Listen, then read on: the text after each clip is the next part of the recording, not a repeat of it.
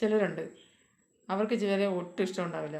പക്ഷേ അവരുടെ കണ്ണുകളും മനസ്സുകളും ഏത് നേരവും മറ്റേ ആളിൻ്റെ പുറകെ തന്നെയായിരിക്കും. അവരെന്ത് ചെയ്യുന്നു, അവരെന്ത് പ്രവർത്തിക്കുന്നു, അവർ എവിടെ പോകുന്നു, അവർ എന്ത് പറയുന്നു എന്ന് തന്നെയായിരിക്കും അവരുടെ ചിന്തയും അവരുടെ സെർച്ചിങ്ങും. അവരെ പറ്റി തന്നെ സെർച്ച് ചെയ്ത് അവരെ ബാക്കിൽ നിന്ന് നടന്ന് അവരെ വായിൽ എന്താ വീഴുന്നതെന്നും പറഞ്ഞ് നോക്കി നടക്കുന്ന ചിലരുണ്ട്. രേണുസുതി, അവരെ മിക്കവർക്കും ഇഷ്ടമല്ല, എങ്കിലും അവരെ ബാക്കിൽ നിന്ന് നടക്കും.